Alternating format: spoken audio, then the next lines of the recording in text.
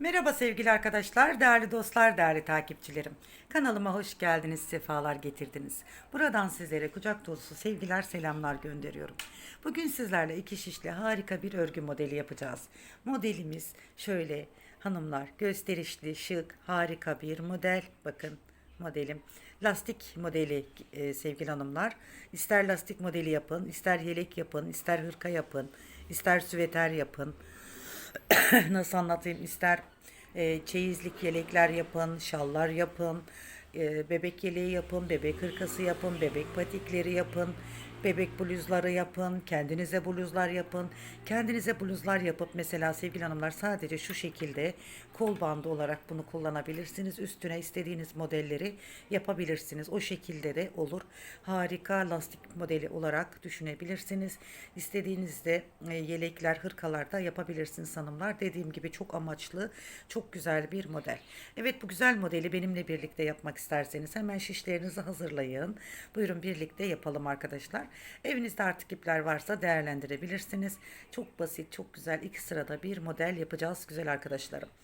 Şöyle ben evimde bulunan artık iplerimi değerlendirdim. Bakın arkası da bu şekilde. Modelim gerçekten hem gösterişli hem güzel, şık bir model. Buyurun modelimize geçelim. Sevgili hanımlar, modelimiz 4 ve 4'ün katları artı bir ilmekle kuruluyor. Alize Baby Best'in bir ipini kullanacağız. 4 numaralı da bir şiş kullanacağız güzel arkadaşlarım. Şöyle 4 numaralı bir şiş. Şöyle ilmeklerim bakın. 4, şöyle 4, 4, 4, 4, bakın 4 ve bir ilmek. Modelimizi tamamlaması için. Hemen modelimizin kurulumuna geçelim.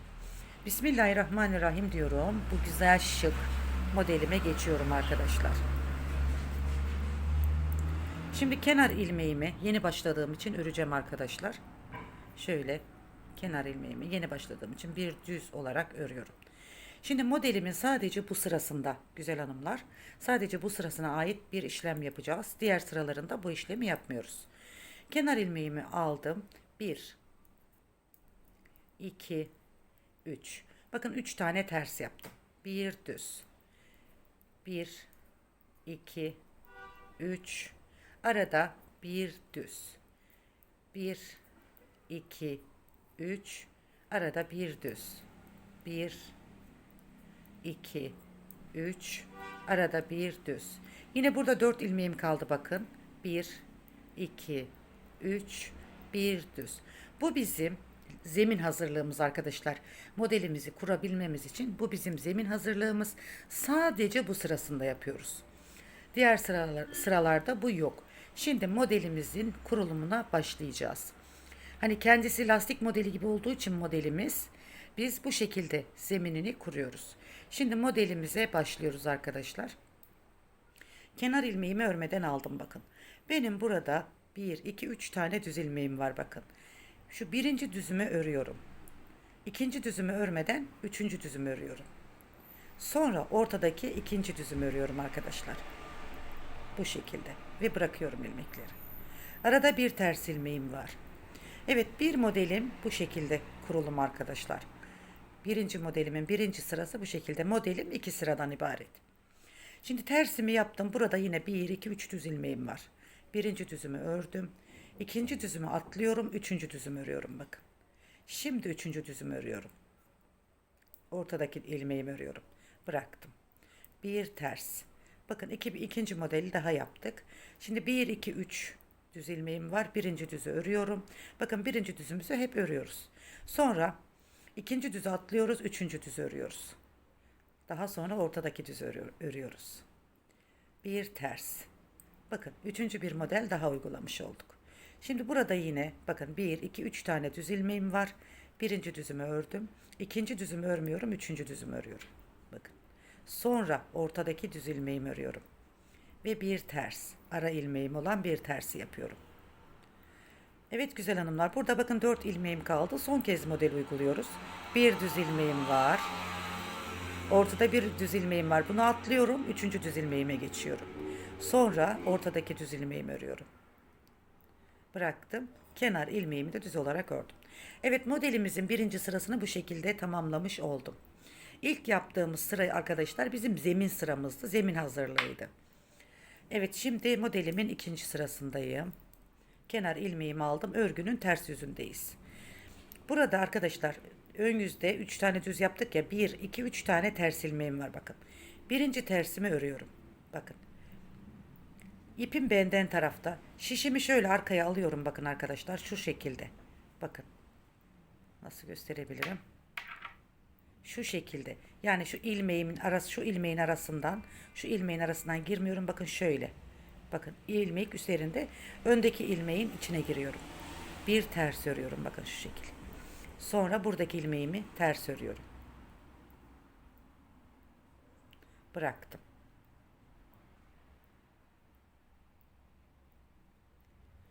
Evet, şimdi bir düz yapıyoruz. Yine aynı şekilde bakın 3 tane ters ilmeğim var. Bir ters ördüm. İp kendimden tarafa aldım. Şişimi bakın, şişim şöyle boşlukta. Şu ilmeğin arasından giriyorum bakın. Şu ilmeğin arasından. Arasından boşluktan girdim, bir ters yaptım. Şöyle bir ters yaptım. Bakın. Buradaki ilmeğimi şimdi örüyorum. Arada bir düzüm var. Evet, ikinci sırada aynı ön yüzdeki gibi yapıyoruz. Fakat ne yapıyoruz? Alttan alarak ilmeğimizi yapıyoruz. Ters ilmeğimizi alttan alarak yapıyoruz. Bakın şu şekil. Bir ters örüyorum. Baştaki tersimi örüyorum. İp kendimden tarafta. Şöyle şişim bakın şöyle boşlukta. Şu arkadaki ikinci ilmeğin değil de üçüncü ilmeğin içine giriyorum şurada. Bakın. Şu şekil ördüm. Sonra buradaki ilmeğimi örüyorum. Ortadaki ilmeğimi. Bu kadar kolay ve basit hanımlar. Bir tersi yapıyorum. İpi kendimden taraf alıyorum. İlk ilmeğin içine değil, ikinci ilmeğin içine arka tarafta şişim bakın. Arka taraftan girerek şu şekil bir tane ters yapıyorum. Yine sonra ortadaki tersimi yapıyorum. Bir düz. Yine ilk tersi yapıyorum. İpim kendimden tarafta. Şu ikinci tersime, üçüncü tersime gidiyorum. Sonra bu ikinci tersimi bu şekilde örüyorum. Ve kenar ilmeğimi düz olarak ördüm. Evet, ikinci sırasında modelimin bu şekilde yaptım. Evet, bir modelim bu şekilde arkadaşlar. Model ilerledikçe kendini gösterecek. Modelimiz şu an yani belli değil, ilerledikçe kendini gösteriyor. Şöyle ben sizlere bir model daha göstereceğim. Modelimizin ön yüzünde ilmekleri görüldüğü gibi yapıyoruz. Bakın birinci düzümü örüyorum. Sonra ikinci düzüm, üçüncü düzümü örüyorum. Ortadaki düz ilmeğimi sonra örüyorum. Bakın arada bir tersim. Bakın bir modeli bu şekilde yapıyoruz. Yine aynı şekilde bakın bir 2 3 tane düz ilmek var. Birinci düzü önce örüyorum. İkinci düzü atlayıp üçüncü düz örüyorum. Ön yüzde arkasındaki gibi aynı sıralama gidiyor ama yani sıralamada sade değişiklik yapıyoruz. Alttan üstten almıyoruz. Yine ters bakın. Yine 3 düz ilmeğim. Bakın birinci düz örüyorum. Sonra ikinci düzü değil üçüncü düz örüyorum. Sonra ikinci düz örüyorum. Yani 1, 3, 2 o şekilde tersimi ördüm. Bakın birinci düz örüyorum. Üçüncü düz örüyorum. Sonra ikinci düz örüyorum. Bu kadar kolay hanımlar. Bakın birinci düz aradaki tersi ördük. Üçüncü düz sonra ikinci düz örüyorum. Kenar ilmeğimi de düz olarak ördüm. Evet, ikinci modelimin birinci sırası da bu şekildeydi. Şimdi üçüncü sıramdayım. Üçüncü sıramdan diyorum, arka sırasındayım. Bakın 3 tane ters ilmeğim var. İlk tersimi normal örüyorum bakın. İpim benden tarafta. Şişim arka tarafta. Şu ilmeğin içine değil, ikinci ilmeğin içine değil, üçüncü ilmeğin içine arkadan, üçüncü ilmeğin içine giriyorum bakın bu şekilde. Şöyle çıkartıp ikinci ilmeğimi şimdi örüyorum arkadaşlar bu şekilde. Düzümü ördüm. İkinci modelimin arka yüzünde ikinci sırasında bu şekilde yapıyoruz. Bir ters. Bakın şu şekilde. Oldukça kolay bir model ve bir düz. Bir ters. Üçüncü ters ve ikinci ters.